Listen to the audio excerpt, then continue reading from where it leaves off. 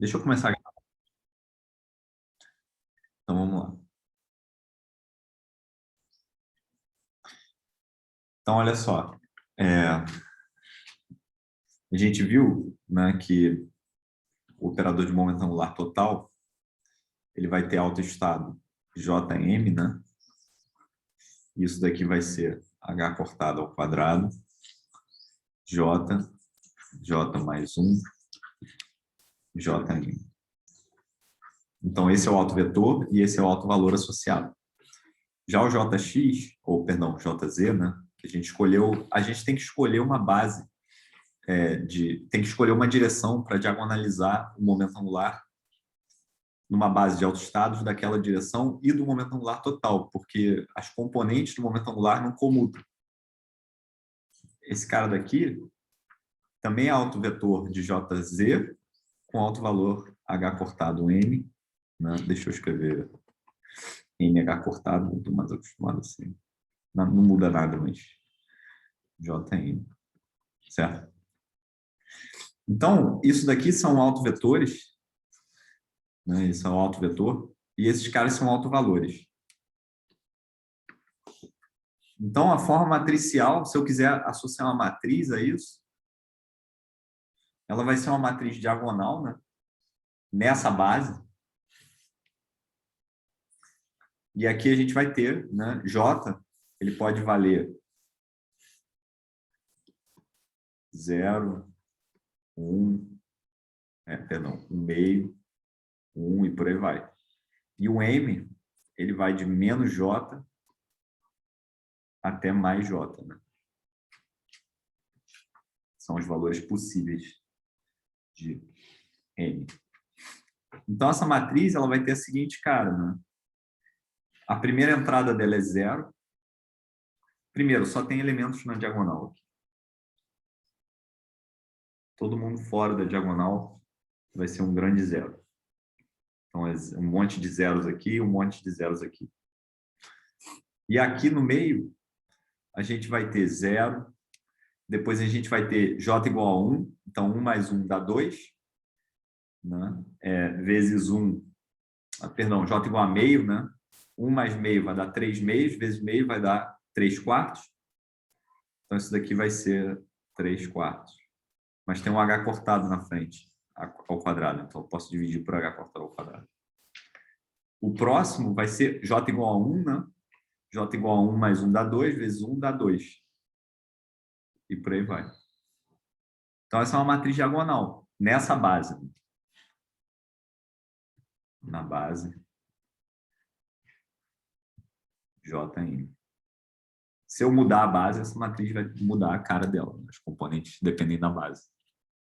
Tá entendendo?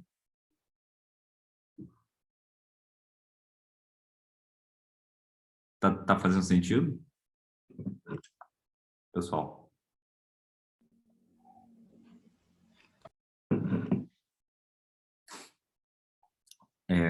Se não tiver, me pergunta, que eu explico de novo. De outro jeito. Né? Mesma coisa eu poderia escrever para o JZ. Esse cara daqui, né, ele também vai ser uma matriz, né?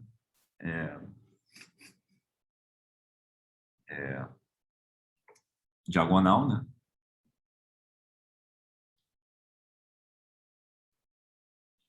Só que ela vai ser diagonal em blocos. Então, eu vou ter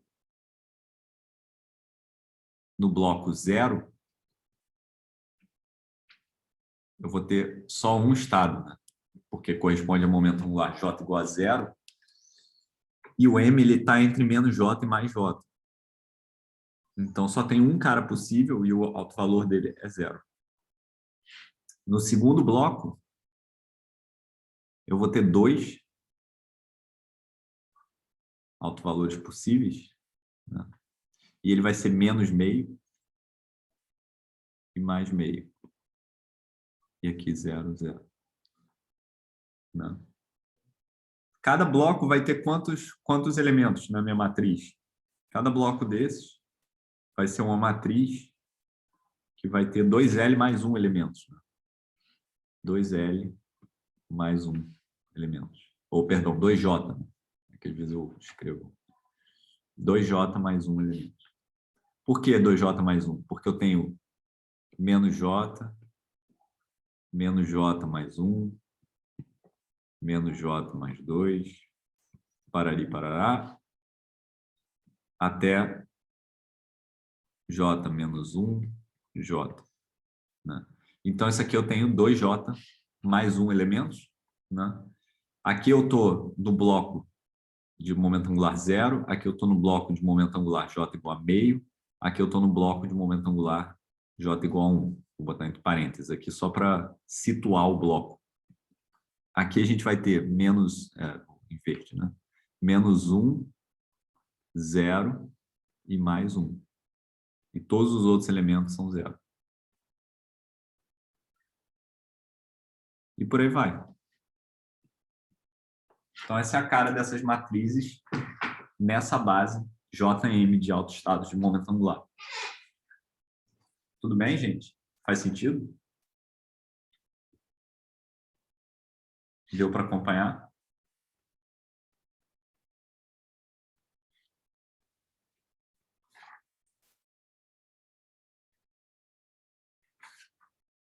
Eu preciso saber de vocês, gente. Quem... Por aqui deu. Tá, legal. Eu preciso saber, porque, assim, eu não quero ter essa sensação de que ninguém está entendendo nada. Entendeu? Eu acho que é uma sensação ruim. Então, por favor, se vocês tiverem dúvida, me interrompam e falem. Tudo bem?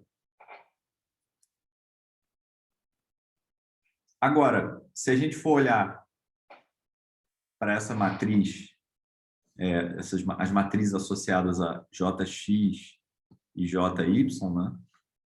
Nessa base JM, na base JM, né, cat JM, esses operadores não são diagonais.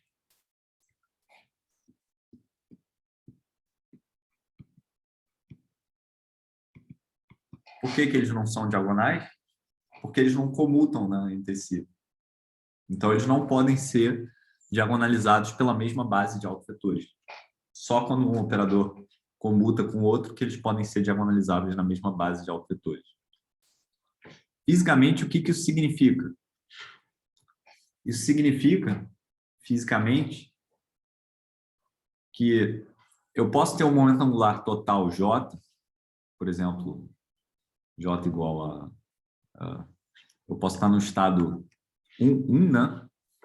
Vamos olhar aqui um exemplo, para entender fisicamente o que isso significa.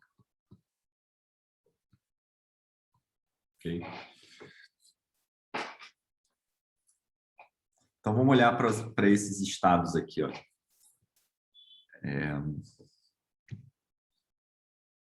Deixa eu pensar. Vamos olhar para um estado... uma coisa mais simples, tá? Vamos olhar para um estado de momento angular meio. Então, Jzinho vai ser 1 meio. Okay? A gente ainda não viu que isso é o spin, mas a gente vai ver depois em quântica 2, quem for fazer. Né? Então, quantos valores possíveis de M eu posso ter? Eu posso ter menos 1 meio e eu posso ter mais 1 meio. Então, são 2 valores possíveis. Né? O que faz sentido, porque J é meio, são 2J mais 1 valores possíveis. Então, tem 2 vezes 1 meio mais 1. Isso daqui dá 2. Então, tem 2 estados possíveis associados a um autoestado de momento angular J igual a meio. Então, quais são esses estados? Eu vou escrever eles aqui. Ó. Ele vai ser J igual a 1 meio, M igual a mais meio, e eu tenho também J igual a meio, M igual a menos meio. Tudo bem? Agora, vamos olhar. Bom, isso aqui é a mesma coisa. Eu vou escrever assim, ó. Isso aqui é igual, a partir de agora, a essa notação aqui, ó, 1 meio, 1 meio. Tá? Para não ficar escrevendo J igual a meio, M igual a meio, essas coisas, porque é muita coisa dentro do cat, isso aqui vai ser igual a 1 meio menos meio. Ok? Isso significa dizer que se eu pegar Jx e aplicar no meio, isso vai me dar 1 meio de H cortado, 1 meio, 1 meio. Se eu pegar Jx e aplicar 1 meio menos meio, perdão, Jx não, gente, desculpa, Jz, né? Porque esses caras são autoestados do momento angular ao longo da direção z. Então, isso aqui vai ser menos 1 meio de H cortado, 1 meio menos 1 meio.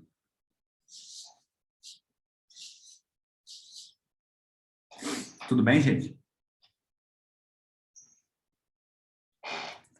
Agora, olha só. A gente quer saber agora o que acontece, né, quando eu aplicar Jx nesses estados aqui. Okay? Se eu aplicar Jx no meio,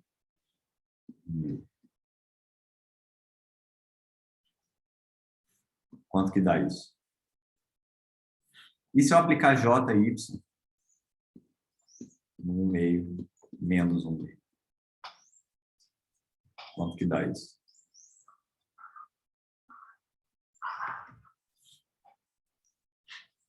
Então, olha só, gente. Vamos pensar um pouco no que isso significa fisicamente. Tá? A gente viu aqueles operadores J mais e J menos. J mais ele era definido como Jx mais I Jy. E o J menos ele é definido como Jx menos I Jy. Daqui eu posso inverter essas relações e concluir que Jx é igual a 1 meio de J mais J menos. Da mesma forma que Jy é igual a 1 meio, 1 sobre 2i, né, de J mais menos J menos. Concorda? Só invertir. Somei essas duas equações e subtrair essas duas equações. E eu não sei aplicar Jx nesses caras, mas eu sei aplicar J mais e J menos. Né? Então, vamos aplicar. Então, Jx aplicado em 1 meio, 1 meio, isso daqui vai ser 1 meio de J mais J menos, aplicado em 1 meio, 1 meio. E isso daqui vai ser J mais, né, 1 meio de J mais aplicado em meio, meio,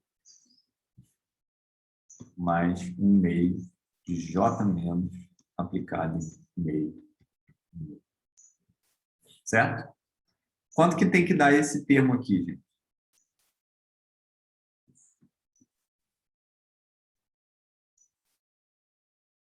Alguém pode me dizer quanto que dá essa conta?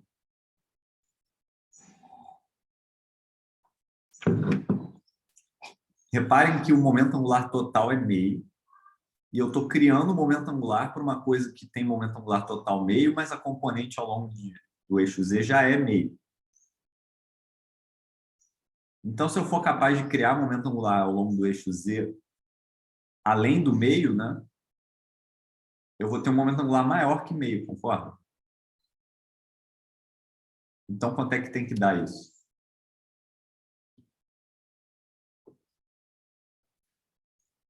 Alguém quer arriscar?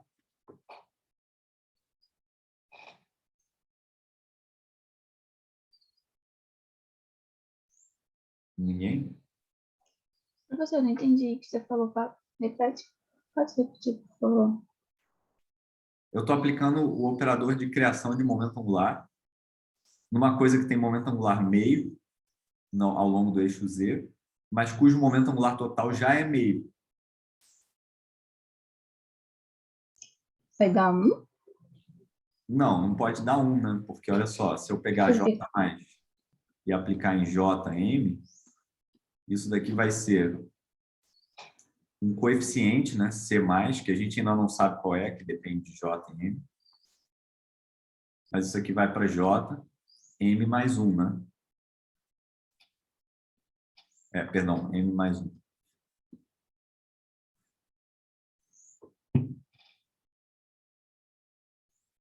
Lembra dessa relação?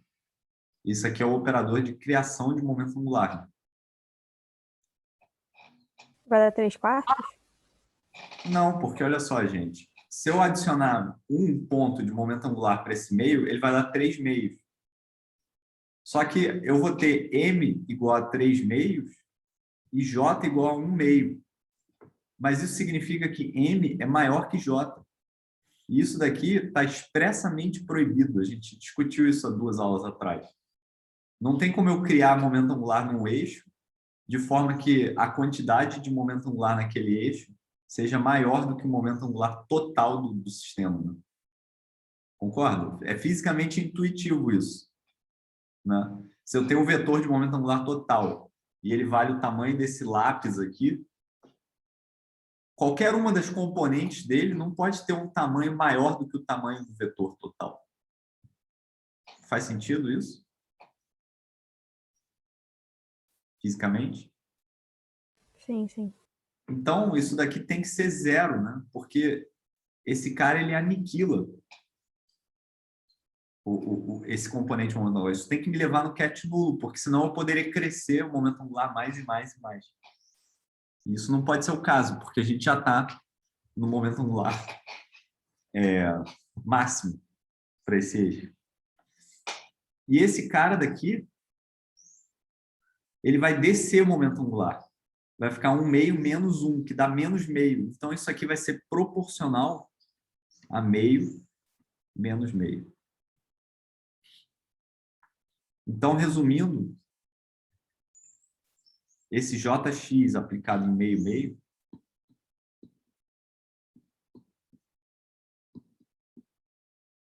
é proporcional. Eu ainda não sei qual é a constante de proporcionalidade, mas ela vai ser proporcional a meio menos meio.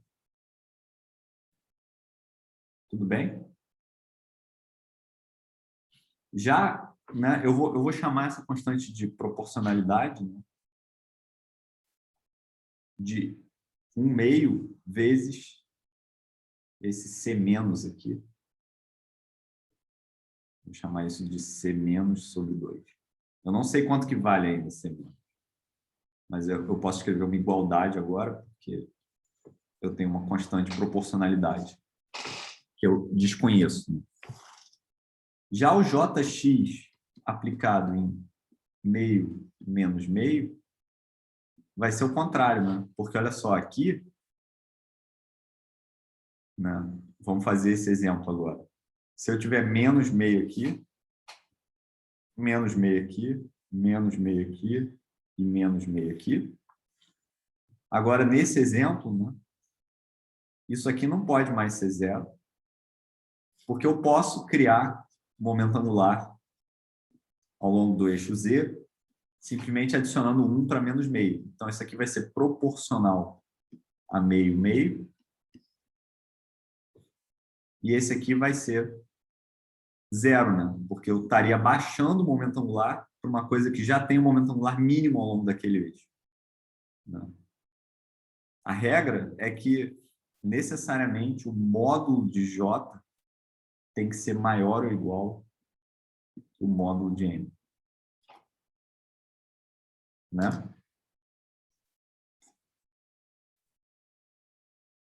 Então, maior ou igual que M, né, na verdade.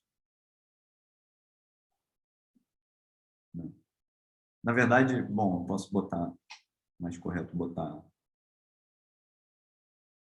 J quadrado, né, do que era a condição.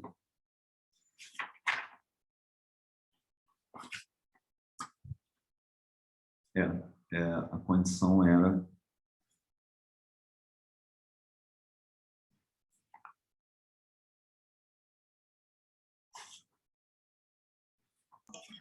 Aqui tá menos J menor ou igual a M, que é menor ou igual a J. E o beta ao quadrado menor ou igual a alfa. isso. Porque a gente usou aquela notação de alfa e beta, né? E alfa era J, né? Então, J tem que ser maior ou igual que M ao quadrado. Mas é porque J não é J, é J vezes J mais 1. Esse cara aqui. Tem essa regra aqui. Mas o que você tem que lembrar é isso, é que você não pode criar momento angular além do valor máximo que ele pode ter, né? Então, essa entrada aqui, ela diz para a gente qual é o valor do momento angular total, e eu não posso ir além disso, né? Isso é intuitivo. Então, aqui, nesse caso, isso daqui vai ser 0, e esse cara vai ser proporcional a meio, meio. Então, quando eu tenho um sinal menos aqui, eu vou ter uma constante de proporcionalidade, que eu vou chamar de C mais sobre 2, e aqui eu vou ter meio, meio. Então, isso aqui já diz para a gente como é que é a matriz, né? A matriz associada ao Jx sobre H cortado vai ser uma coisa dessa forma daqui, olha. Ela vai ser 0C menos sobre 2, e aqui eu vou ter C mais sobre 2, 0. Tá? Eu ainda não sei quais são os valores desse C mais e C menos, mas, por enquanto, não importa para a gente. A gente vai calcular eles hoje, já já. Por enquanto, não importa para a gente. O que importa é que ela não é diagonal, né? Os elementos da diagonal são 0 e os elementos fora da diagonal são diferentes de 0. Certo? Então, isso significa dizer, né, que um autovetor de x, né, se eu chamar psi jx, isso daqui vai ser lambda vezes psi, lambda x vezes psi. Tá? E suponha que eu quero calcular esse autovetor aqui, psi. Isso significa dizer que esse autovetor vai ser uma superposição, né? Vou chamar de A meio, meio, mais B meio, menos meio. Onde A e B necessariamente tem que ser diferente de 0. Entendeu? Então, esse autovetor, a gente também não conhece esses coeficientes ainda, né? A gente vai calcular eles eventualmente, mas esse autovetor de momento angular ao longo da direção x, ele necessariamente tem que ser uma superposição dos autovetores de momento angular ao longo da direção z. Isso significa dizer, né, que se eu tenho o eixo z aqui, se eu sei que o momento angular do meu sistema vale um determinado valor no eixo z, o eixo x e o y são indeterminados. Vou botar assim, representar assim. A gente não conhece, não tem como saber. É uma superposição quântica de autovalores, de momento angular. Faz sentido, gente? Isso é profundamente diferente do que a gente está acostumado, porque se a gente está acostumado com um objeto clássico, se ele tem momento angular numa certa direção, sei lá, na direção z, né? Se ele tem momento angular numa certa direção arbitrária, direção n chapéu, tá? Que eu conheço. Digamos que essa direção aqui seja conhecida. Então, o momento angular total aponta nessa direção aqui, significa dizer como se fosse essa caneta aqui girando em torno desse eixo n, né? Isso eu quero ter momento angular naquela direção. A componente, né? O momento angular total é conhecido, tudo bem, a gente sabe qual é, quanto que ele vale, o módulo dele. E o momento angular ao longo da direção z também é conhecido, a gente sabe quanto vale. Mas essa continha que eu mostrei para vocês mostra que esses autoestados de momento angular, que são bem definidos ao longo da direção z e da direção n, né, de momento angular total, eles não são bem definidos na direção x e y. Você vai ter uma incerteza quântica de momento angular ao longo da direção x e y. E a gente pode provar um princípio da incerteza de momento angular, que é alguma coisa dessa forma aqui, ó. É alguma coisa do tipo, a incerteza no momento angular na direção x vezes a incerteza no momento angular na direção y tem que ser maior ou igual do que um certo valor, e esse valor, né? E esse valor, ele vai ser proporcional ao módulo do valor esperado do momento angular ao longo da direção z, ao quadrado. Tem um quadrado aqui, se não me engano. Ou, bom, não me lembro se tem um quadrado ou não, mas acho que não. Então, Eu... oi, fala, Bianca. Deixa. Não, pode perguntar. Não, é porque aquele negócio que eu tinha perguntado para o senhor sobre ter alguma direção que era momento angular negativo, eu acho que foi porque eu já tinha visto alguma coisa sobre isso e fiquei com isso na cabeça. Mas aí depois que eu lembrei que o senhor falou que era um vetor, que eu não estava associando a um vetor, aí não faz sentido ter negativo. O momento angular ele pode ser negativo, porque ele é um vetor, então a componente de momento angular ela pode ter valores negativos. Uhum. Mas o módulo desse vetor ele tem que ser positivo, porque ele é uma soma de números positivos, que são correspondentes à soma dos quadrados das componentes de cada direção. Uhum. Então, assim, eu posso ter um momento angular ao longo da direção menos ele vai estar girando para baixo. É o contrário dele estar girando para cima, apontando para cima. Né? Ele gira assim, ele tem momento pela regra da mão direita para cima, né? E pela regra da mão direita, se ele gira assim, ele tem momento angular para baixo. Então, sim, existe essa distinção entre momento angular positivo e negativo. As componentes podem ser positivas ou negativas, mas o módulo do vetor, momento angular, é sempre positivo. Acho que essa foi a fonte da confusão. Eu acho que foi isso que tinha me confundido. Mas isso aqui que eu estou falando para vocês é diferente. O que eu estou dizendo a gente pode saber o momento angular total e a gente pode saber o momento angular na direção z. Mas a gente não vai saber, ao mesmo tempo, o momento angular na direção x e na direção y. Eles vão carregar incertezas. E isso é, à primeira vista, bizarro, porque isso está em contradição com o que a gente está acostumado do mundo clássico. Né? Isso significa dizer, então, que a coisa está girando. Eu sei que ela está girando com uma certa velocidade angular, né? que é proporcional ao momento angular da coisa, na direção z, por exemplo, e eu sei que ela está girando com uma certa velocidade angular total numa direção n conhecida. Mas eu não sei qual é a velocidade angular na direção y e na direção x, por exemplo. Não tem como eu saber isso. Não está bem definido. É uma superposição de você ter momento angular na direção z positiva, né, e z negativo. E isso vai ter consequências para a física daqui para frente, né, de momento angular. Coisas que a gente vai ver ao longo do tempo. Vamos calcular esses coeficientes aqui. Né? Isso foi um exemplo restrito a um momento angular igual a meio. Mas tudo isso que a gente está falando, a gente pode fazer para um momento angular igual a 1, igual a 3 meios, 2 e por aí vai. Né? Porque a gente já viu que o momento angular ele é quantizado, em geral, em números semi-inteiros. O momento angular orbital, que a gente estudou na aula passada, ele só pode assumir valores inteiros. Né? 0, 1, 2, 3, 4, por aí vai. Então, vamos ver o que isso significa.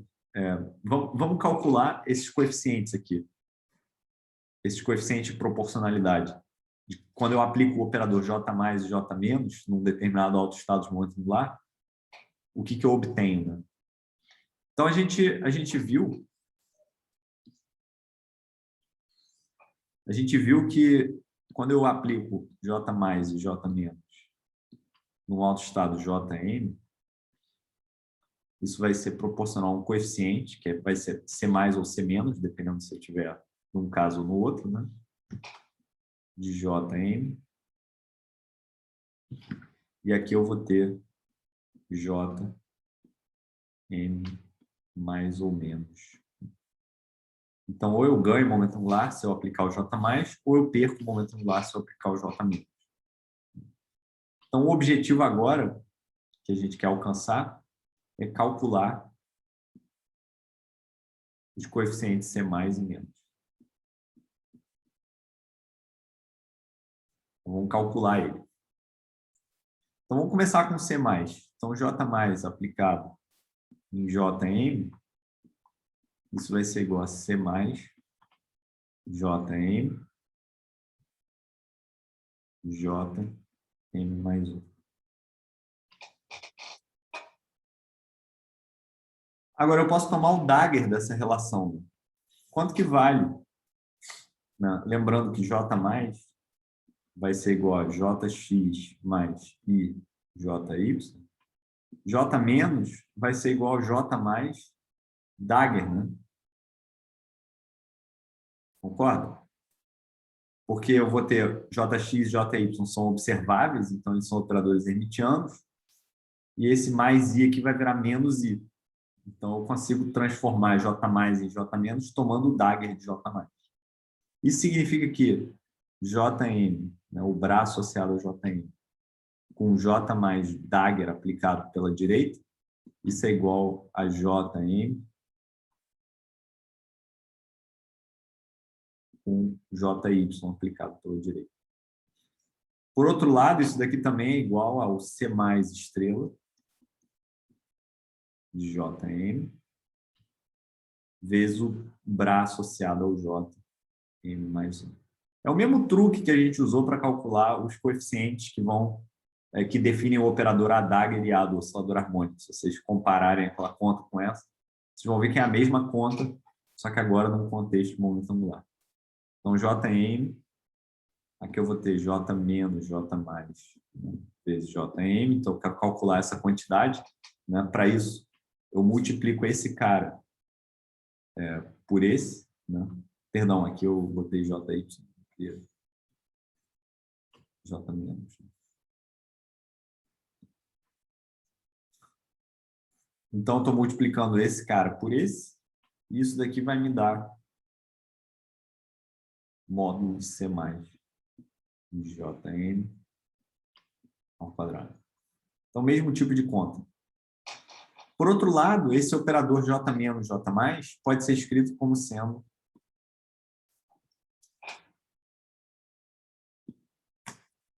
J quadrado. A gente já viu isso, né, algumas aulas atrás. Menos JZ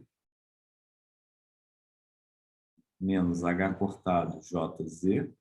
A gente usou essa relação quando a gente estava derivando o espectro do operador de momento angular. Isso daqui vai ser igual ao módulo de C mais Jm ao quadrado. Só que a diferença é que agora eu sei aplicar esses operadores nesse cara daqui, porque esse cara é autoestado de todos esses operadores dessa soma. Então eu sei usar esses operadores nesses estados aqui. Eles são todos autoestados. Então eu vou ter J vezes J mais 1 vezes H cortado ao quadrado. Isso daqui vem desse termo. Depois eu vou ter menos M, né? Perdão, faltou um quadrado aqui. Menos M ao quadrado, H cortado ao quadrado. Isso daqui vem desse termo.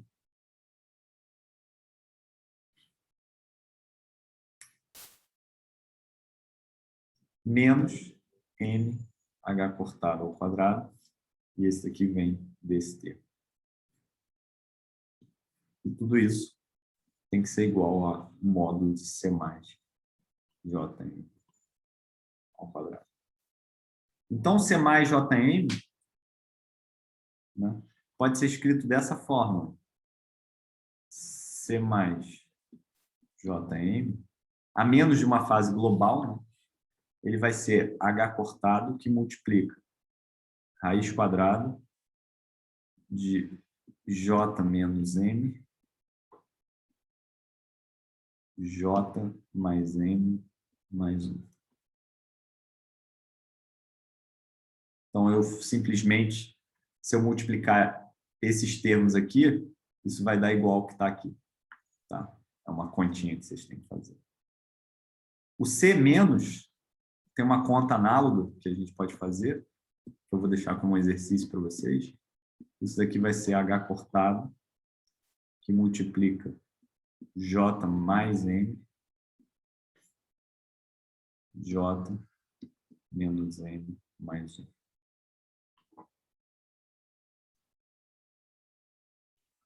E aí a gente pode escrever, em geral,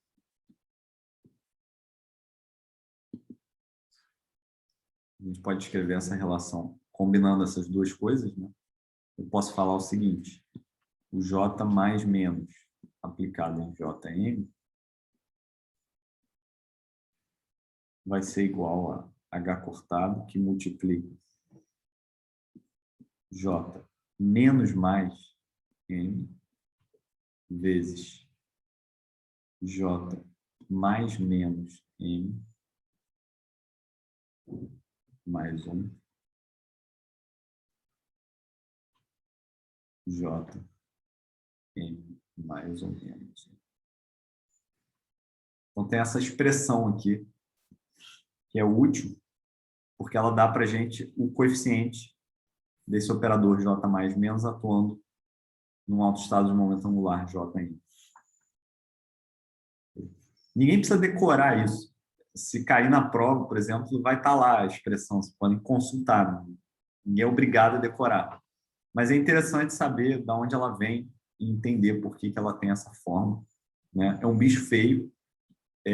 Notem que aqui, o mais aqui corresponde a menos aqui e mais aqui, enquanto que o menos, né, corresponde a mais aqui e menos aqui. Então, você tem que ter essa notação do sinal, né? Sinal em cima casa com sinal em cima do lado esquerdo e direito, e sinal embaixo do lado direito casa com sinal embaixo do lado esquerdo. Então, a gente vai usar essa expressão aí para várias coisas, né? Dentre elas, o que eu queria fazer era estudar os autovetores de momento angular orbital com vocês. Tudo bem até aqui, gente? Alguém quer comentar alguma coisa? Não?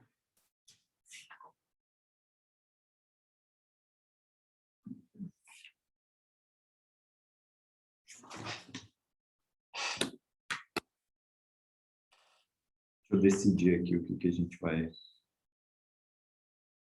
fazer.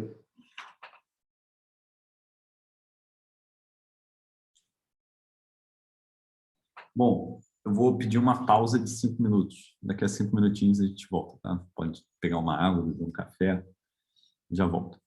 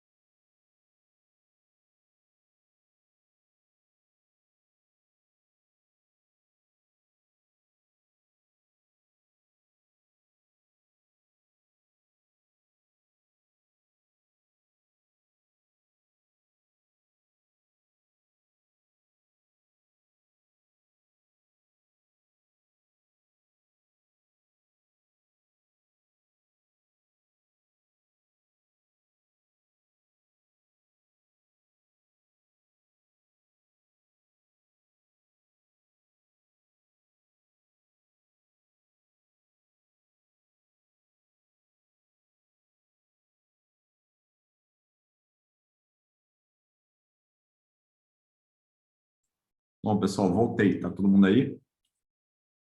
Podemos continuar? Vou compartilhar de novo aqui. Estão me vendo? Vamos sim. Legal. Então, o que eu queria fazer agora, gente, é usar essa fórmula para algumas coisas, né? Só relembrando o que a gente viu na aula passada.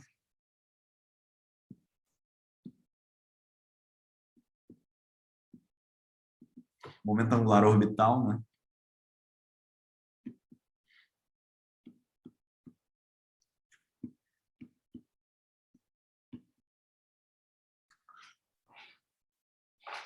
A gente viu que se eu definir um momento angular como sendo R vetor P, né, eu vou ter as componentes de momento angular.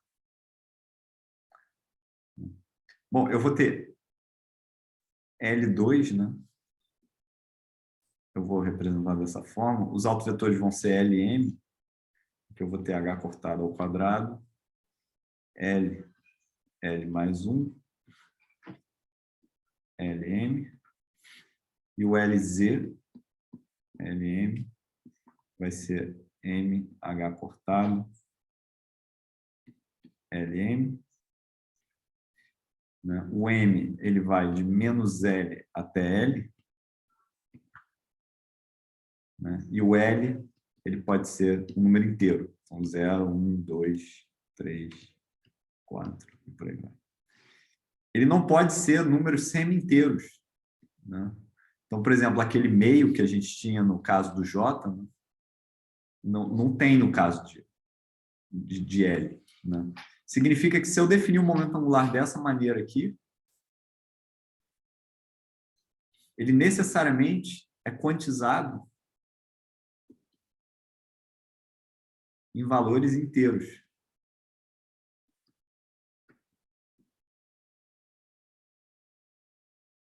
Certo? Não tem como eu ter momento angular orbital menos meio. Perdão, igual a meio, ou 3 meios, né? Um número semi-inteiro. E aí isso traz para a gente essa dúvida, né? do que são esses momentos angulares J igual a meio. Tá? Em quântica 2 a gente vai ver que um exemplo de momento angular semi-inteiro é o spin. E o spin é uma característica da partícula. Né? O elétron, por exemplo, tem spin meio. Né? Isso é uma característica dessa partícula que ela está associada a momento angular. A gente vai ver isso depois. Mas ela está associada a um momento angular intrínseco do objeto. Não é como se eu tivesse um objeto rígido, né? E aí ele tem momento angular extrínseco, orbital. Né? Por exemplo, se eu tiver um elétron, tá aqui o núcleo, tá? Próton, e o elétron é laranja, gente. Não sei se vocês sabem. Foi determinado internacionalmente, né? Por experimentos na Suíça. Não aceitem ninguém que diga para vocês que o elétron não é laranja. Que ele é, eu já vi. Então, o elétron, estou brincando. Nem tem sentido isso que eu estou falando. Mas se eu tenho um elétron, né? Pensa classicamente primeiro. A gente está em mecânica quântica, mas tudo bem pensar classicamente de vez em quando. Aliás, isso é uma das grandes coisas que eles não ensinam na faculdade, é como pensar. Vocês podem pensar classicamente, mas na hora que vocês tiverem que fazer uma afirmação quântica, vocês têm que saber modificar essa afirmação clássica para ela virar uma coisa quântica. Então, esse jogo de cintura, de pensar de um jeito, mas saber converter ele é uma coisa que só vem com o tempo. Enfim. Então, esse elétron, ele vai ter, né, classicamente, pensando, ele vai ter um raio, né, um vetor, raio-vetor, que é a posição dele, né, classicamente, e ele vai ter o momento associado, né, e o momento angular dele, R vetor P, né, R vetor P vai sair, então uma coisa que sai desse quadro aí. Então, seria o momento angular dessa órbita aqui, né, a órbita seria num plano, né? E o momento angular ele estaria saindo desse ponto. Seria o L. Né? Esse é o momento angular orbital. Se a gente olhasse assim, a gente ia ver uma coisa, a órbita assim, né? Ele está girando em torno dessa trajetória laranja, né? E aí ele tem momento angular orbital. Então é como se fosse uma massa, né? Um ponto orbitando em torno de outro. Isso corresponde ao momento angular orbital, que é definido dessa forma. E esse momento angular ele só pode assumir valores inteiros. Foi isso que a gente viu na aula passada. Mas além do momento angular orbital, né, o elétron ele pode estar parado, ele pode estar paradinho lá na dele, ele não está orbitando em torno de nada. Ele não pode estar parado porque é quântico, tá? Mas ele pode estar com uma distribuição, uma função de onda gaussiana, por exemplo. Né? Você pode pensar num elétron preso num potencial harmônico, se você quiser. E ele está no estado fundamental desse potencial harmônico. Tá? Então, isso aqui é M ômega 2, x2 sobre 2, né? É a energia potencial desse cara. E o elétron ele está parado, né? Ele está no menor estado de energia possível, corresponde a uma função de onda gaussiana, né? Esse estado zero aqui. Okay. Ele não tem momento angular, até porque ele está em uma dimensão, ele está aprisionado, ele está pontualmente lá, classicamente ele estaria parado, mas ele é uma função de onda, né, simétrica em torno do eixo rotacional, né, mas é uma gaussiana, né, não tem momento angular esse cara. Né? Não faz nem sentido eu falar que ele tem momento angular, nesse caso. Mas ainda assim, esse cara daqui vai ter um momento angular intrínseco, que é o spin, e esse spin ele tem um momento angular, ele vale 1/2 de H cortado. E aí ele pode ter spin para cima e spin para baixo. Né? Então, esse spin ele vai ser, né, quando a gente for estudar ele em detalhes, em quântica 2, ele vai ser um grau de liberdade interno.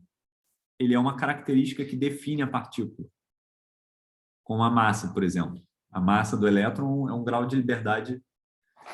Na verdade, não é um grau de liberdade. A gente nem fala que a massa é um grau de liberdade. A gente fala que a massa é uma coisa que rotula aquela partícula. Ela tem massa M, massa do elétron. Aliás, quanto que é a massa do elétron? Alguém sabe? Vocês têm que saber esse número. O elétron pesa mais ou menos 10 menos 30 quilos. E o spin dele é meio de H cortado. Né? A gente costuma dar spin em unidade de H cortado.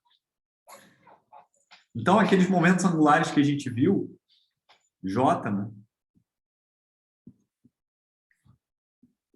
A gente vai definir ele como sendo a soma do momento angular orbital mais o momento angular de spin. Isso aqui eu vou chamar de spin. O spin ele pode ser semi-inteiro. Pode ter valores semi-inteiros. E esse cara daqui, que é o momento angular orbital, momento angular orbital. Em inglês é Orbital Angular Momentum, então é OAM, é o contrário, né? E esse momento angular orbital, ele está associado a números inteiros. Só pode assumir valores inteiros. Tá claro isso, gente? Tá clara essa distinção entre spin e momento angular orbital? Isso vai permear toda a física daqui para frente, porque depois, quando a gente for ver em mecânica quântica 2 e estrutura da matéria, física atômica, quer que seja, não sei quais cursos vocês vão fazer comigo no futuro, o spin, ele determina um monte de coisas. Por exemplo, ele determina se a partícula é um bóson ou um férmio. E bósons e férmions são uma classificação, né, do universo, né? O universo, como a gente conhece, todas as partículas ou são bósons ou são férmions, né? No universo tridimensional, com 3 dimensões espaciais. Se o universo tiver 2 dimensões espaciais, Isso pode ser diferente, mas a gente não vai entrar lá. Aí você pode falar, mas em 2 dimensões espaciais não importa, porque o universo tem 3, e acabou. Mas você pode criar em laboratório situações onde é como se naquela situação o universo tivesse 2 dimensões, e aí você pode explorar possibilidades além dessas que eu estou mostrando para vocês agora. Mas o fato é que no universo 3 dimensões espaciais, 3 mais 1, né, 3 dimensões espaciais, 1 dimensão temporal, todas as partículas ou são bósons ou são férmions.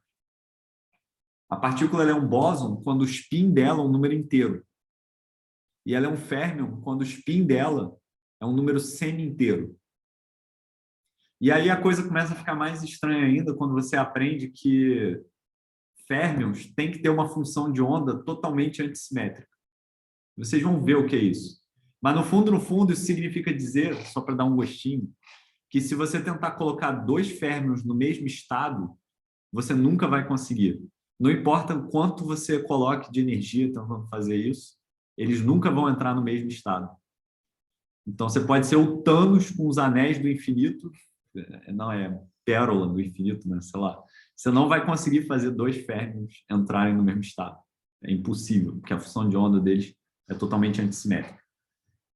E isso tem consequências. Por exemplo, se você tem um gás de férmio, se você começa a baixar a temperatura deles, esse gás vai chegar a um certo ponto em que você não consegue colocar todos os elementos, né, todos os constituintes desse gás no mesmo estado, né?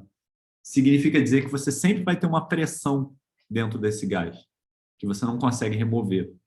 Essa pressão é uma pressão intrínseca, devido à estatística, devido ao spin da partícula. E isso tem consequências literalmente astronômicas. Assim. Enfim, é importante, tá? O momento angular é importante. Então, entender esses trequinhos não é um exercício acadêmico. Assim, o universo depende disso. Então, a gente vai focar agora no momento angular orbital, tá? Então, o que a gente viu na aula passada? A gente viu na aula passada isso aqui.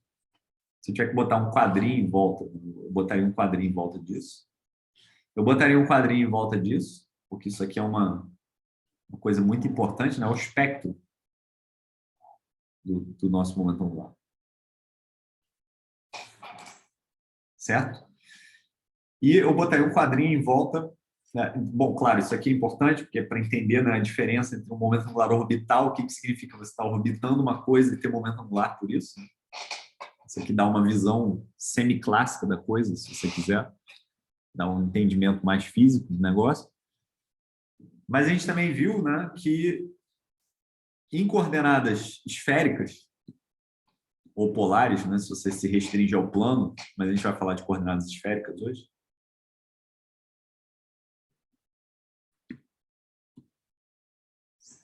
O momento angular LZ, ele era menos IH cortado dφ.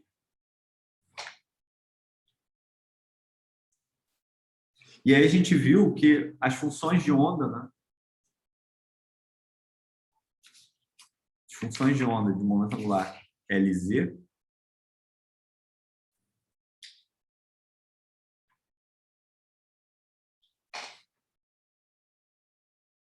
chama de psi LZ, né? Elas eram uma função de R e de θ, qualquer, vezes E elevado a I LZ φ sobre H cortado. Eu vou apagar esse LZ.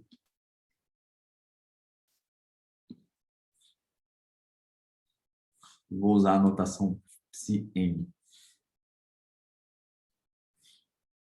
Né? Porque essa é a componente de momento angular, de acordo com essas expressões aqui, ao longo da direção Z, né? Esse M aqui. Então, a gente determinou isso na aula passada. Todo mundo concorda com isso? Isso está ok para todo mundo, gente? Todo mundo entende? Vamos começar a ver as coisas do ponto de vista mais objetivo, né? Um ponto de vista mais sagaz, digamos assim. Lembra que a gente aprendeu que o momento linear é menos IH cortado DDX. E o operador posição é o operador X, né? Multiplicação pelo número X, pela variável X, né? Coordenada X. Né?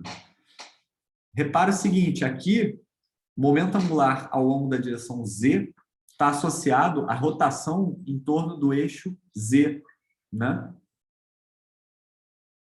Então, eu posso falar o seguinte, olha, eu posso desenhar um plano aqui.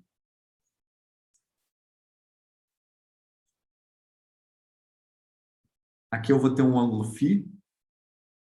Está aqui o meu eixo Z, ó. Né? E o momento angular ao longo do eixo Z está associado à rotação em torno desse ângulo φ aqui. Né? Então, a rotação é como uma translação. Né? Olha só aqui. Translações estão associadas a x e momento linear, que é o gerador de translações, está associado a derivadas em relação a x. Rotações estão associadas a mudar o ângulo φ, né? Rotações em torno do eixo Z. Né? E o momento angular ao longo do eixo Z, que é o gerador de momento angular ao longo da direção Z, está associado à derivada em relação a φ. Da mesma maneira como o gerador de translações está associado à derivada em relação à coordenada x. Estão vendo? Então, essas coisas são análogas. Elas são análogas. Tudo bem, gente? No final das contas, né, eu posso transladar de x à vontade. Eu não estou limitado. Né? Eu posso transladar de 1, 2, 138 e por aí vai. Né? Eu não tenho uma limitação na minha translação. Eu posso transladar de -1, eu posso transladar de -2 até menos infinito. Né? De mais infinito a menos infinito, ou melhor, de menos infinito a mais infinito, eu posso transladar. Né? Então, o grupo de translações ele não é limitado. Mas o grupo de rotações ele é limitado. Quando eu dou uma volta de 2π, eu volto para o mesmo lugar. Né? Então, existe uma diferença fundamental entre translações e rotações. Translações são ilimitadas, enquanto que rotações elas são limitadas. Quando eu dou a volta completa, eu tenho que voltar para o mesmo lugar. É por isso que os autovalores de momento angular são quantizados em números inteiros. A gente viu isso na aula passada. Eu quero que vocês voltem no vídeo da aula passada e vejam o vídeo da aula passada depois da aula de hoje, de novo. Porque aí vocês vão ver que tem um certo ponto lá, né? A gente quer provar que o operador de rotação de momento angular ao longo da direção Z é hermitiano. E aí a gente chega numa conclusão de que a função de onda avaliada em 0 tem que ser igual à função de onda avaliada em 2π. Né? Isso está associado a isso, que quando você volta para o mesmo lugar, né? Quando você dá uma volta de 2π, a função de onda volta para o mesmo valor. Ela tem que voltar para o mesmo valor. E isso impõe a quantização do momento angular. Ok? Então, vem daí. Vem desse fato. Então, a gente está começando a enxergar as coisas além da matemática. Assim, eu espero. Mas eu determinei isso daqui, né? Os autoestados de momento angular ao longo da direção Z, mas eu quero determinar os autoestados de momento angular ao longo da direção Z, mas como que eles dependem de θ também, né? Dessa dependência em θ aqui. Eu quero determinar isso. Eu quero saber quanto que vale isso. Okay? E aí que agora a gente vai ver esse conceito de harmônicos esféricos. É um negócio que a gente vai ter que usar para falar do átomo. Tá todo mundo seguindo, gente? Alguém quer perguntar alguma coisa? Estou falando muitas coisas aqui, então normal se alguém tiver dúvida.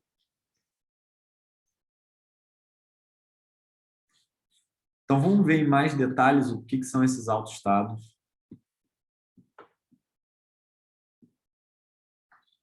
de momento angular.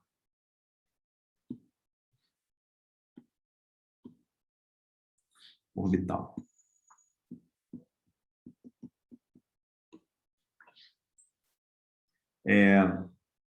Bom, a gente sabe que tem, da mesma forma que tem o operador J mais e L mais, J mais e J menos, eu posso definir o operador L mais, né? Que é Lx mais I, Ly, certo? E isso daqui, ele vai ser tal que quando eu aplicar L mais no autoestado LL, isso tem que dar quantos, gente, que isso aqui tem que dar? Alguém fala para mim, por favor, quanto tem que dar isso?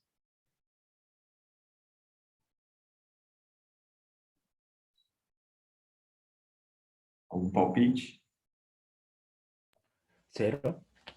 Tem que dar zero, né, gente? Porque se eu crio um momento angular com esse L+, né, é análogo ao J+, só que agora, né, J é igual a L mais S. Né? Então, tudo que eu falei para J vale para L, com a diferença de que L só pode ser um número inteiro. Né? Os valores de momento angular de L só podem assumir números inteiros. Né? Então, só bota S igual a zero aqui e aí J passa a ser L, não o momento angular total, agora é o momento angular orbital. Não tem spin zero, e está tudo bem. Então, tudo que eu falei antes vale ainda. Só trocando a letrinha J pela letra L, lembrando que o L tem que ser quantizado em números inteiros. Tá? Essa é a diferença fundamental. Então, isso aqui tem que dar zero. Obrigado.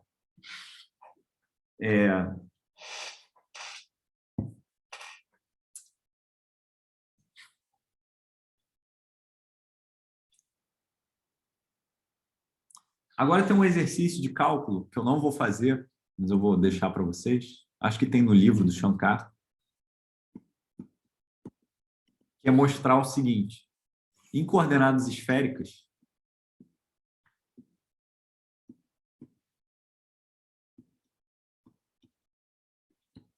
a gente vai ter esse operador L+,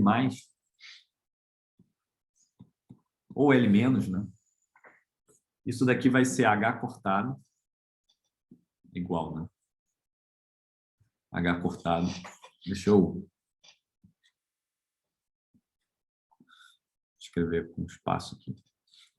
Isso vai ser igual a mais ou menos H cortado é elevado a mais ou menos I vezes φ, derivada em relação a θ,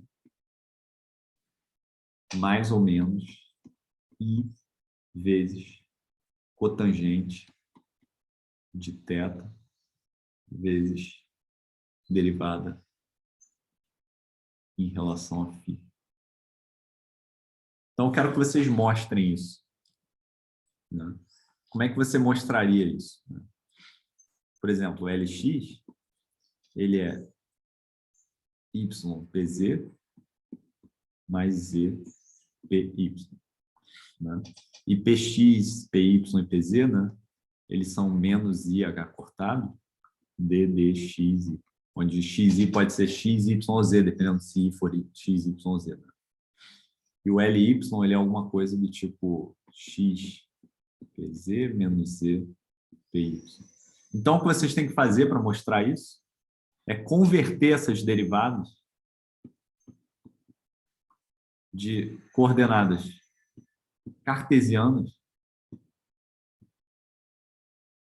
para esféricas. E em coordenadas esféricas, o operador L+ e L- podem ser escritos dessa forma. Tá claro isso, gente? Isso é um resultado de uma conta meio chata, de cálculo 3, né? Lá do ciclo básico, lá atrás. Tem que estar afiado. Então, vou deixar isso como um exercício para vocês mostrarem. E a gente vai usar essa regra. Que isso daqui é verdade. Agora, eu quero explorar essa condição aqui. Ó. Essa é a condição que eu quero olhar hoje. Né? L mais aplicado em LL igual a zero. Isso vai ser traduzido para uma fórmula desse tipo aqui. Ó. L mais aplicado em psi, que eu vou chamar de psi-LL. Esse psi pode depender de R, pode depender de θ e pode depender de φ. Isso tem que ser igual a zero. É a mesma condição em coordenadas esféricas. E eu quero encontrar quem é esse psi-LL. Então, isso daqui vai ser mais H cortado, E elevado a I φ, d θ, mais I cotangente de θ, ddφ, aplicado em psi LL de R θ φ, isso tem que ser igual a zero. É a mesma condição, né?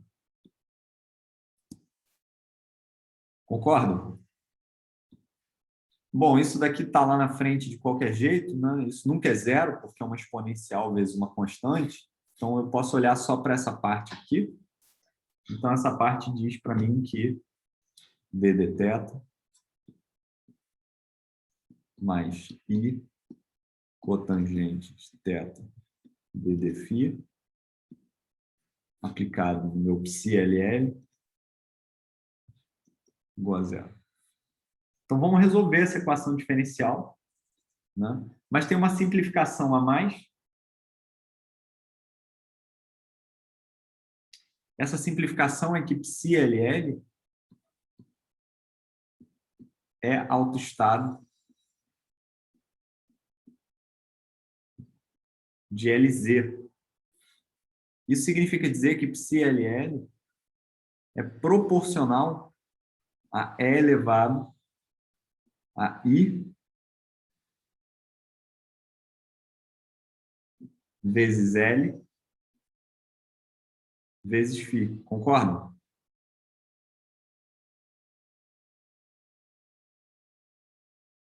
Porque a gente viu na aula passada, né, que os autoestados de momento angular ao longo da direção Z, eles são proporcionais a E elevado a I sobre H cortado, MH cortado, φ. Esse MH cortado é o momento angular na direção Z, né? Então, estou usando esse fato aqui. Então, o psi-LL ele vai ser uma função U, que eu vou chamar de ULL, que depende de R e de θ, vezes E elevado a I, L, φ. Então, ele tem essa cara.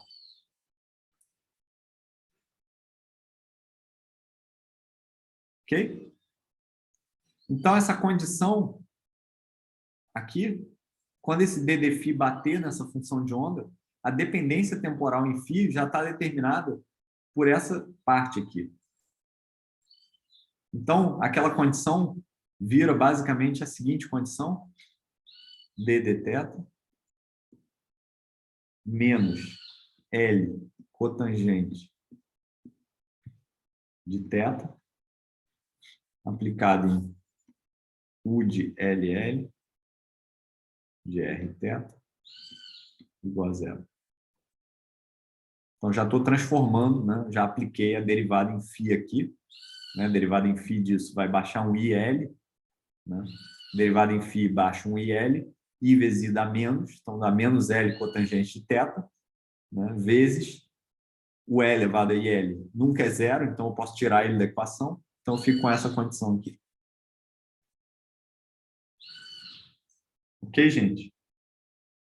Então, vamos lá. Então, essa equação ela pode ser escrita como d u l l dθ menos L cotangente de θ vezes u LL. Isso daqui é igual a zero. Então, eu posso passar esse lado da equação para o lado direito e dividir por u de LL. Então, eu vou ficar com d u de LL divididos por u de LL. Isso daqui vai ser L vezes cotangente de θ dθ.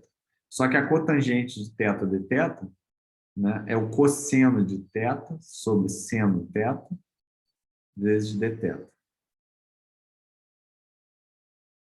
Só que a derivada do seno é o cosseno. Então, isso vai ser L vezes d seno θ divididos por seno θ. Certo? Derivada de seno é cosseno. Né? Então, isso daqui é uma equação que a gente já está careca de resolver. Né?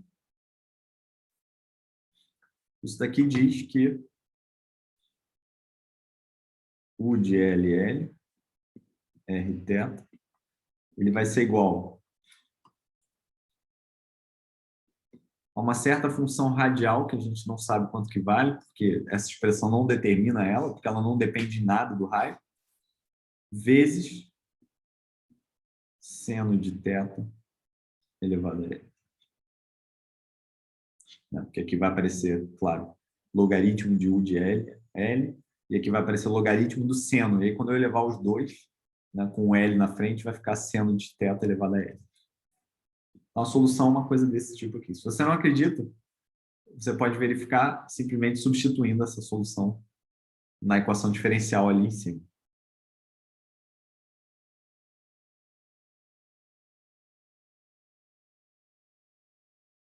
Então, o psi-LL de R, θ e φ, momento angular, né, total, né, a função de onda total vai ser um pré-fator bom, primeiro, vai ter uma normalização, que a gente ainda não sabe qual é.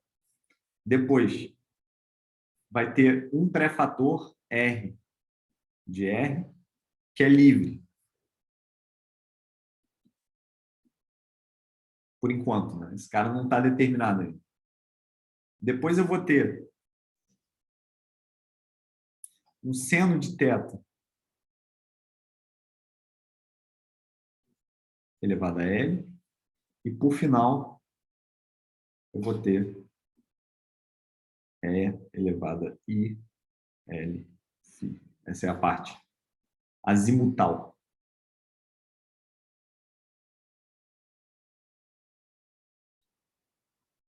E essa daqui é a parte em θ. Eu esqueci o nome. É um azimutal e o outro eu esqueci qual é o nome desse ano.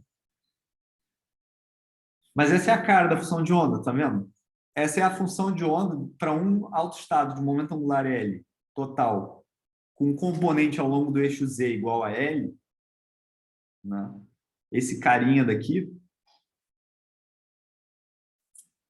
ele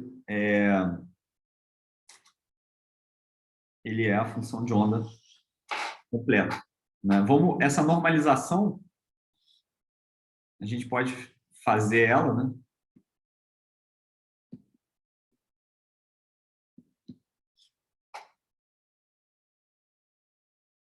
A normalização ela vem do fato, né, de que quando eu integrar essa parte aqui, ó,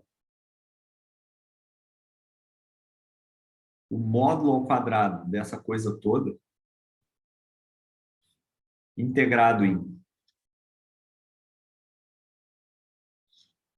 seno θ dθ dφ, integral de 0 a 2π, integral de 0 a π, isso tem que ser igual a 1. Vem daí. Isso é uma outra conta que é meio chata, mas que é bom fazer uma vez na vida, né? E essa conta ela vai dar para a gente o seguinte: a função de onda psi-LL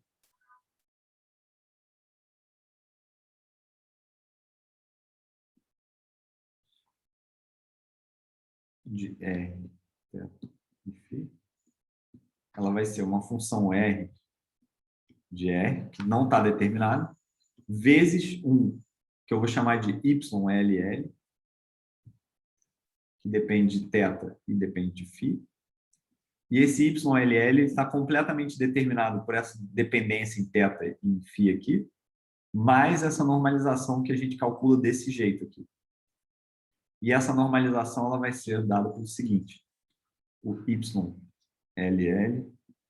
de θ φ, ele vai ser igual a menos 1 elevado a L. Se prepara, gente, que é legal. 2L mais 1 fatorial sobre 4π elevado ao meio, vezes 1 sobre 2 elevado a L vezes L fatorial, vezes seno θ elevado a L vezes E elevado a I L. E meu primeiro harmônico esférico.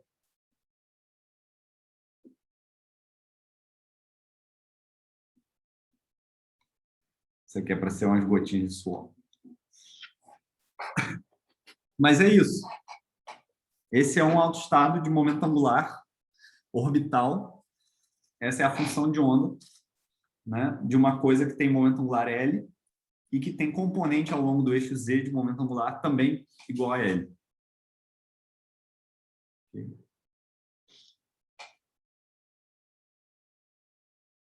Tá dando para seguir, gente? Tá dando para entender, pelo menos do ponto de vista conceitual?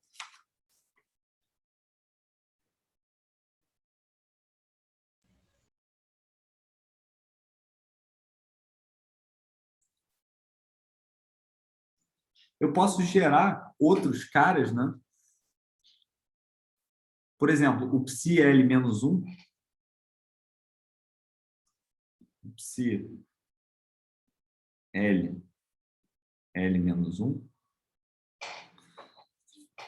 ele vai ser gerado, ele vai ser proporcional, né, ao L- aplicado no psi LL. Já o psi L-2, ele vai ser proporcional ao L- aplicado 2 vezes no LL. Então, eu posso fazendo essa escadinha, né, de momento angular, da onde do cara de cima para o cara de baixo, eu subtraio um ponto de momento angular.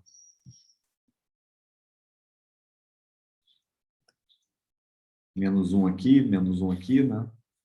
Então, por exemplo, só mais um, o psi L-3, ele é proporcional a L- aplicado 3 vezes no psi LL. Certo? Só que esse operador L mais e L-, como a gente argumentou aqui em cima, né? Olha só. Esse L mais e L-, ele só depende de θ e φ, tá vendo? Tem θ aqui, derivado em relação a θ, tem um φ aqui na frente, tem um cotangente de θ e uma derivada em relação a φ. Ele não depende do raio, não depende de R. Certo? Então, eu vou aplicando esse cara várias vezes, não importa o que aconteça com a parte radial, ela vai ficar lá, ela não vai mudar, porque não tem derivada, não tem multiplicação em relação a R, não tem nada. Então, tudo que eu tenho que fazer é fazer essas contas e ir gerando esses caras várias vezes, né? Para ir obtendo todos os autovetores de momento angular, né? No final das contas, o que eu quero é genericamente um psi L M. Okay? E ele vai ser igual, né? Quanto que vai valer esse cara? Ele vai ser um R, né? Que eu não sei quanto que vale, porque está livre ainda. Isso vai depender de outras questões do meu problema. Vezes um Y LM, θ φ. Isso daqui é o que a gente chama de um harmônico esférico.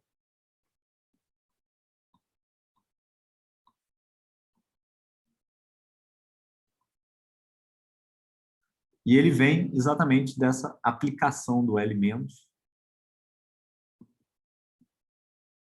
no YLL. Então, eu vou aplicar isso daqui K vezes, né, de forma que L menos K for igual a M, isso vai ser proporcional ao YLM. Tá fazendo sentido, gente? É um bicho meio feio, parece meio chato, mas não é tão ruim quanto parece. Porque, felizmente, a humanidade já classificou todos os harmônicos esféricos para vocês. Tem até aplicativo no iFood que você pode baixar, sei lá. iFood não, iStore, sei lá. Você pode baixar no iStore aplicativos que te dão plot, valor, fórmula, tudo. Na Wikipédia. Então, assim, já isso é tabelado, tá? Tabelado. Mas eu vou mostrar para vocês porque tem que mostrar. Porque é legal ver também. Então, quanto que vale um harmônico esférico? Né? Os harmônicos esféricos eles podem ser escritos assim, olha, Ln, são funções de θ e de φ, e eles são menos 1 elevado a L. Isso daqui é um pré-fator de normalização, como a gente já viu, 2L mais 1 fatorial, dividido por 4π, 1/2, 1 sobre 2 elevado a L vezes L fatorial, vezes L mais N fatorial, divididos por 2L fatorial, L menos N fatorial, elevado a 1/2. Isso foi a normalização dele. Agora vem, de fato, quanto que ele vale. Ele vai ser E elevado a I M φ, sendo θ elevado a menos M, vezes. Agora, a derivada L menos M vezes em relação ao cosseno de θ, L menos M vezes. Então, vou derivar L menos M vezes em relação ao cosseno de θ, não é em relação a θ, é em relação ao cosseno de θ.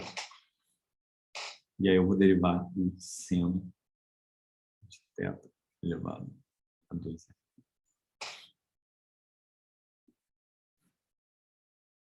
Então, tá aí o nosso harmônico esférico. Bonitinho. Cabendo na tela toda. Ninguém precisa decorar isso, tá? É necessário entender o que eles são. Eles são as funções de onda correspondentes aos autovetores de momento angular do problema de diagonalizar o momento angular ao longo da direção Z, momento angular orbital. Tá? Tá claro isso, né, gente? Eu espero. Tá claro através dessa fórmula aqui. Isso aqui corresponde ao CAT LM, né, na base, né, θφ, se eu quiser. Né? Eu posso falar assim, olha, eu posso falar aqui psi, né, ou melhor, eu posso escrever uma coisinha assim, olha, o YLM, ele é como se fosse, né, o produto interno entre o Bra θφ e o psi LM. Então, ficou melhor. Aqui, assim melhor. L, M, né? E isso aqui é análogo, certo? É na base dos ângulos, né? Isso aqui é a dependência em θ. Então, na base dos ângulos, eu posso escrever esse cara daqui. Então, vocês têm que entender isso só, certo? Então, eu tenho a base de momento angular. Como é que é a cara desses caras em função do ângulo, né? Ela é dessa cara aqui, ó. É isso que a gente está mostrando hoje. Então, parece assustador, mas não é tão assustador quanto parece. Bom, esses caras, eles satisfazem relações de ortogonalidade, né? Então, essa integral aqui em d ômega. D ômega é o ângulo sólido, isso aqui é integral no espaço todo, né? De 0 a 2π e de 0 a π, em seno θ, dθ, dφ, né? Isso daqui vai ser tal que y ln de θφ estrela, né? O complexo conjugado desse cara, vezes o y L' M' de θφ. Isso daqui é verdade. Isso daqui é igual a delta L', delta M'. Então, uma relação de ortogonalidade.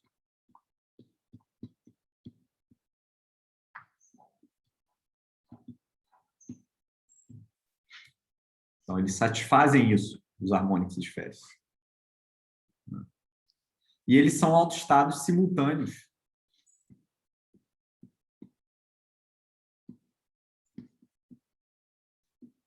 De L2 e LZ.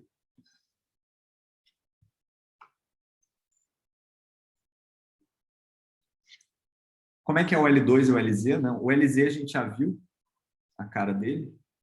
Né? A cara dele é menos IH cortado DDφ em coordenadas esféricas. O L2, eu vou deixar vocês mostrarem que ele vale menos H cortado ao quadrado. Aqui eu vou ter 1 sobre seno θ, dd θ, seno θ, d θ de novo, mais 1 sobre seno θ ao quadrado, d ao quadrado, dφ ao quadrado. Então, isso aqui é um exercício. Mostre isso. É aquele mesmo coisa, mesmo truque de mudar de coordenadas cartesianas para coordenadas esféricas.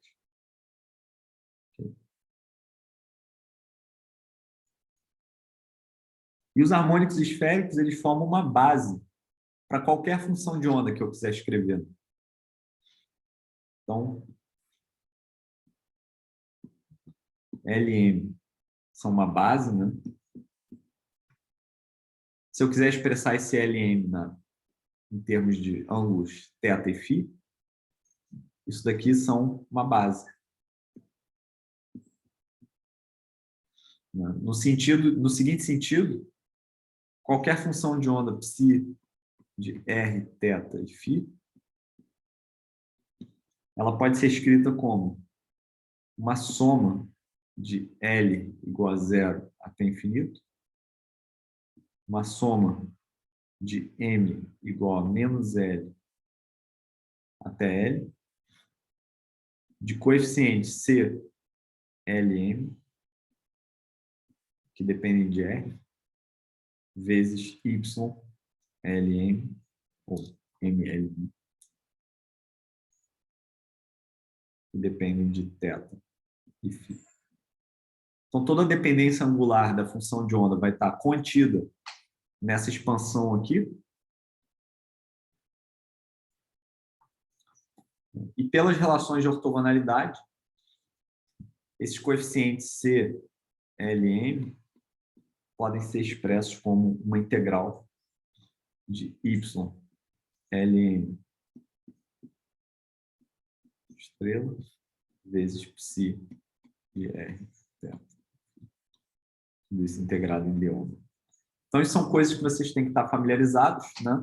Isso aqui é a versão de funções do que eu faria, né, se eu escrevesse ket psi igual uma soma em L indo de 0 até infinito, uma soma de M indo de menos L até L, de um coeficiente C, Lm, vezes Lm.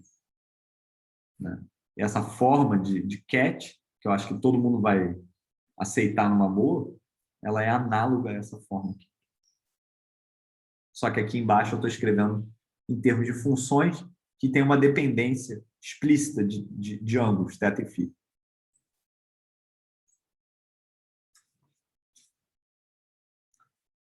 Então, antes de eu terminar, eu só queria dar alguns exemplos de harmônicos esféricos.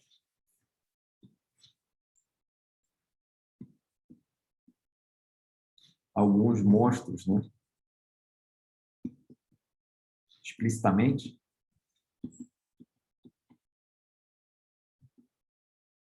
Então, vamos...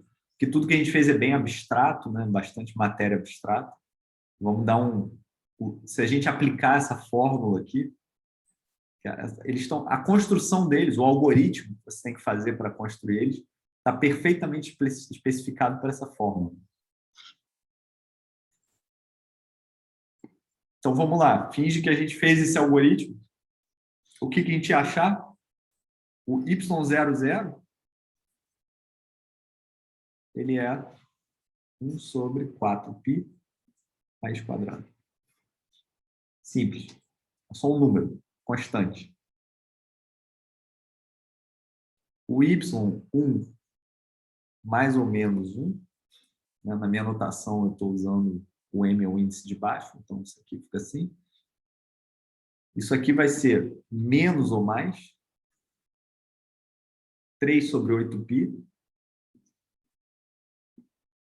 Esse é um pré-fator que aparece.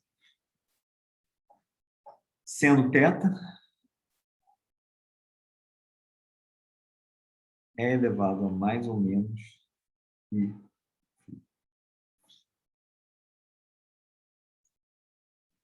E o y1, 0, vai ser igual a 3 sobre 4π raiz cosseno θ. Então, esses são alguns exemplos explícitos. Começa a ficar mais complicado. Ó. Por exemplo, o y2 mais ou menos 2, esse aqui vai ser 15 sobre 32π raiz quadrada, seno ao quadrado de θ é elevado a mais ou menos 2π. E por aí vai. Tem infinitos deles, né? Uma base infinita. Mas, assim, não é para ter medo. Esses são só as funçõezinhas que a gente pode usar para construir qualquer função de onda, tá vendo? Então, uma expansão, né? Chamada expansão harmônica esférica. Às vezes, isso é chamada expansão de multipolos também.